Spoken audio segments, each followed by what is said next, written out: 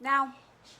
I've had too many late nights. I just freaking can't keep up. But it's season 2, episode 54. Yes, I can keep up. I've got more drinks than I know what to do with. M-I-C-K-E-Y. Yeah, it's Mickey's birthday, and we're celebrating with a Disney cocktail. Paul, I gotta ask you a question. Have you really gotten to the point in the cocktail show where we're now actually making cocktails for a mouse? Yeah, folks, you don't understand what goes on here. I will celebrate the lights being turned on if I have to.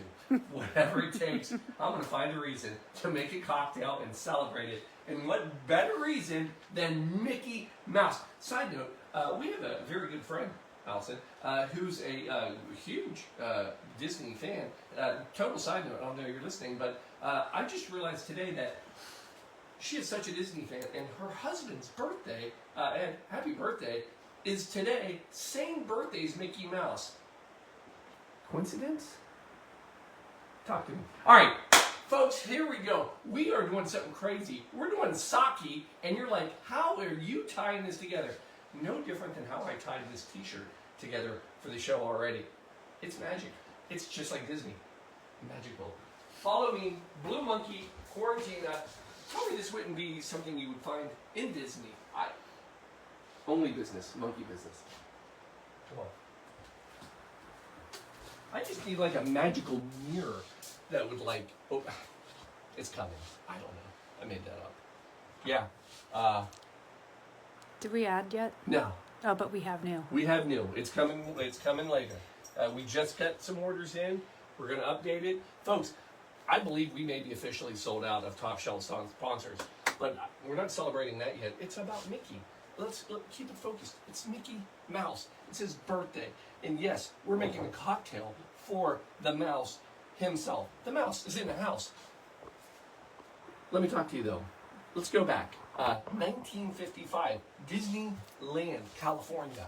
Yeah, a lot of people don't realize this, but Disneyland, actually when it was built in 1955, it was dry, meaning no alcohol. Yeah, Walt felt, that's what we call, he and I go back, I call him Walt.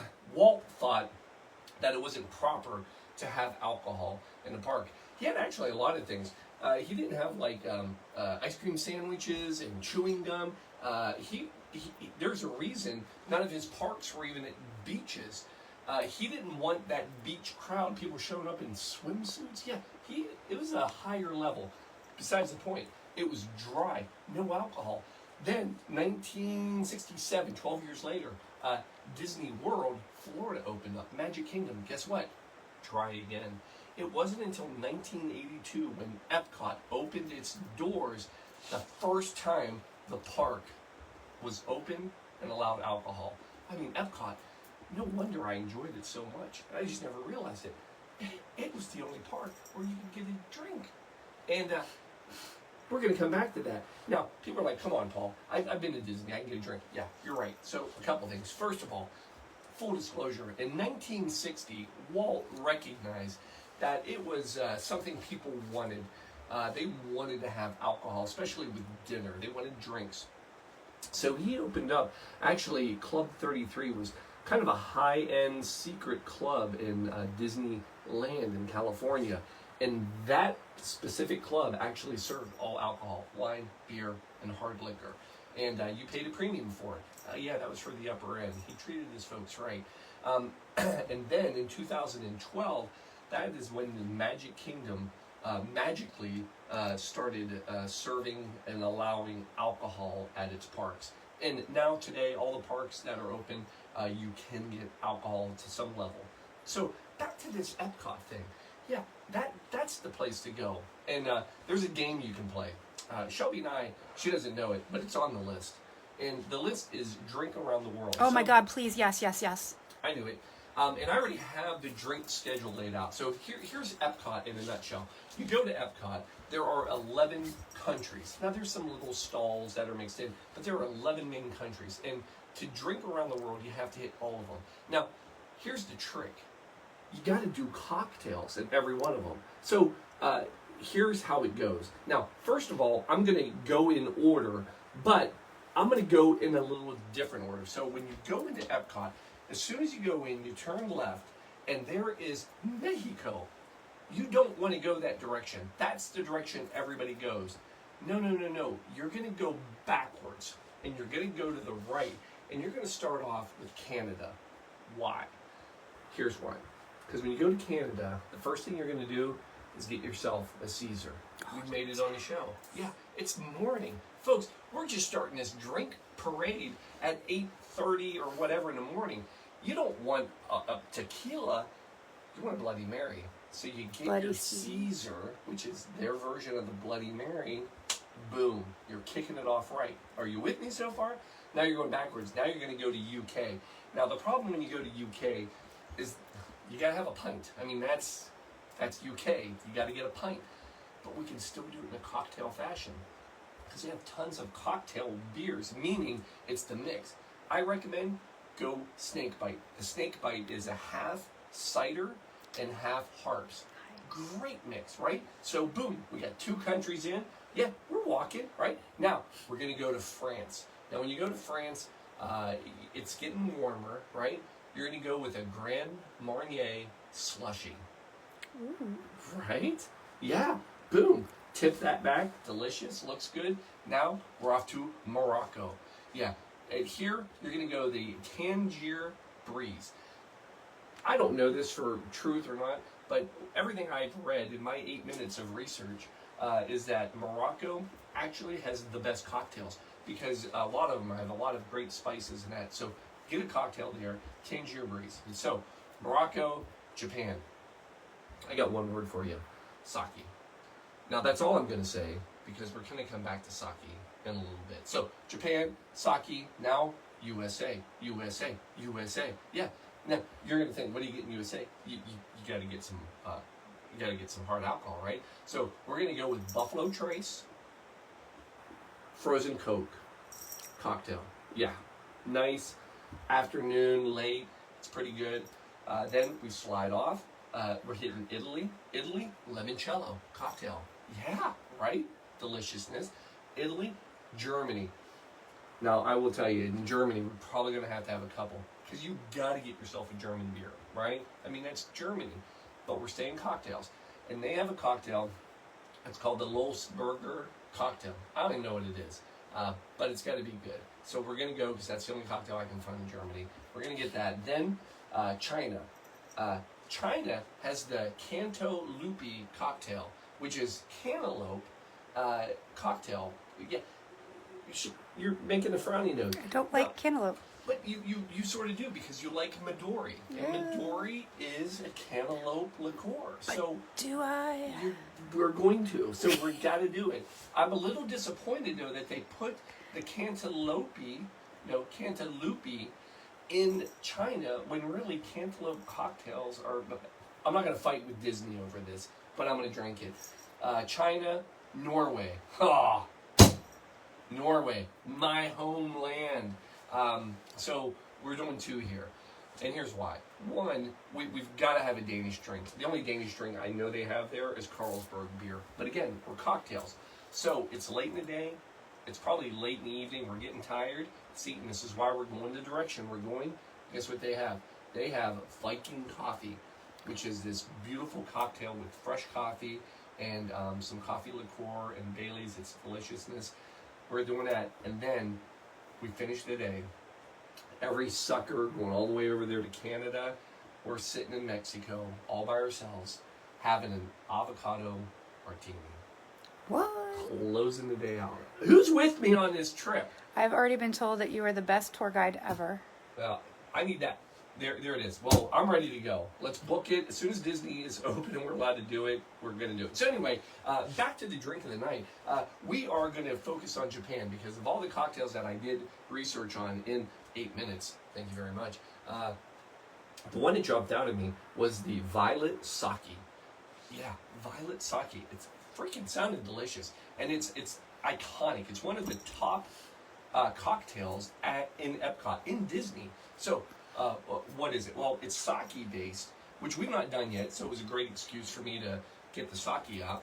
And I'm going to give you 4 things you need to know about sake before we make the drink. And then I'll make the damn drink. Paul, make the damn drink. No, 4 things. Facts. One, sake. If you go to Japan and say, take me to a sake bar, you will end up at a liquor store. Because sake translates into alcohol. Yeah, the word sake just means alcohol. So if you say you want to go get sake, you're going to end up in front of a liquor bar or a liquor store, and there's all the sake you want. So the actual word is nihoshi. Nihoshi is the actual word for what we know as sake, which is rice wine. So what is sake? It is just that. It is rice, fermented rice and water. Folks, here's the beauty of sake if you've never gotten into it, and it is making a bit of a surgence right now. People are really enjoying it. There's a lot of sakes out there. The beauty of sake is this: it is clean, it is clear. There's nothing in it. For example, everybody compares it to wine. Let me tell you the big difference why this isn't a wine. No sulfites. Yeah, sulfites are what they add to wine to help preserve it, keep it fresh. You don't need that with sake. So, you know when you drink a lot of red wine, you have that horrible headache the next day? Yeah, sulfites. No hangover with the sake. Yeah, so you're welcome, science.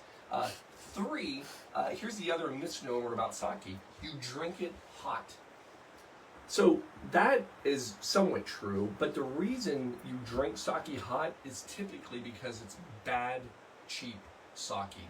The same reason that we drink really bad alcohol, you have to have it ice cold, it's because it helps kill the flavor. And sake is no different. So some of it you serve hot because it's just not that good. The truth is that if you have a good sake, oh, here we go, the lights. If you have a good sake, you can drink it straight up, chilled, over ice. Yeah, so know that. And then here's the other thing, last thing, because everybody compares sake to wine. Here's the other big difference. Number 4, by the way, we're almost to the drink. Wine is, a lot of people say, what's a good year for wine, right? Because of the grape and the quality. So wine basically is 80% quality of the grape, 20% technique. That's kind of the breakdown of if it's going to be good wine. It's all in the quality of the grape. Sake, complete opposite. There is no bad year for rice. The only time it's a bad year is if they get hit by a storm. They don't have that much. The truth is for sake, it's 80% technique, 20% quality of the rice. So you just want a good technique of how they make the sake. That'll make all the difference in the world. For God's sakes, Paul, I don't even care. Just make a drink. I'm thirsty. I am too. So here we go. So how do you do it? So this recipe, which I discovered, is basically a bit of a riff. It's a punch. Where's it from? Where's it from? It's from Disney. Okay. Wait, the drink? So this drink is a Disney drink. There is no history. It was made in Epcot. Some guy made this drink in Epcot. This is an Epcot cocktail. That is the entire history. But here's the beauty of it. The guy who made it, who they don't share, they don't tell his name, they don't even really share the recipe. You gotta dig for these things. It took me like, out of my 8 minutes, it took me like 2.5 minutes just to find a recipe. And here's what I discovered. It's a punch. Yeah, remember? 1 of sour, 2 of sweet, 3 of strong, 4 of weak. Yeah, that's what he made. He made a sake punch. And I'm gonna recreate it for you. So, 1 of sour. That's our wine. So we're gonna come in here and we are getting the juice. We're making 2. So it's about 1 ounce. So we're gonna go 1 line per drink. That's mine. You know, I always said 1 for Shelby. I've never quite realized how rude I am because I do mine first. I apologize. I'm gonna give you yours first next time. So, 1. Why, thank you. 1 of sour. Cat. Now, 2 of sweet. Now, our sweet tonight, prickly pear syrup. Super sweet, a bit. It's got a little bit of a sour kick to it as well. And we're gonna go 2 of this. We're gonna go 1 for Shelby. All right. There you go. So a little bit of sweetness. 3 of strong. Here's your sake. Yeah, we got Pop Tough sake. Boom. Yeah. Sake in a glass. Yeah. Konnichiwa. means just hello. I don't know. I don't even know why I know that. We're going to go 3 ounces per. So that's total 6. So there's 2. There's 4. There's 6. Smells delicious.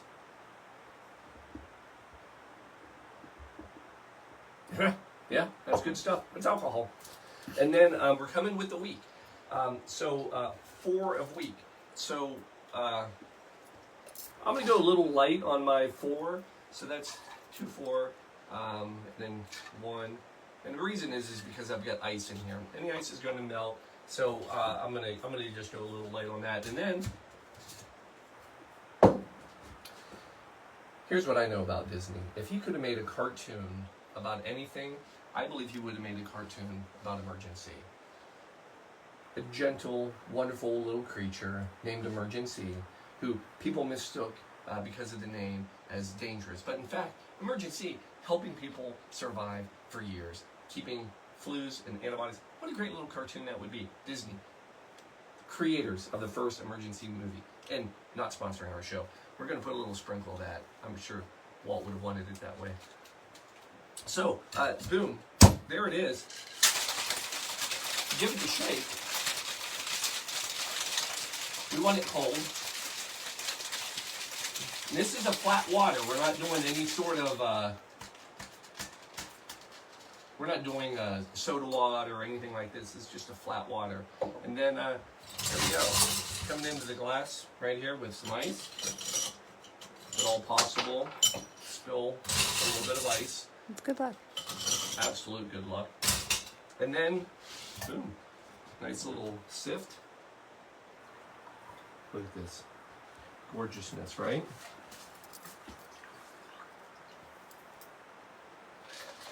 There it is. And then garnish. The garnish by choice, lemon. Why? I don't know. Just waste fruit because I got half of a lime left and now I have to use a lemon. I don't know why they do it. It's Florida. I mean, they have fruit literally growing on trees everywhere. No, I'm serious. I mean, it's Florida. There's literally... I don't know. All right. There it is, folks. That is your quarantine violet sake. Is it good? It's good. Smells delicious.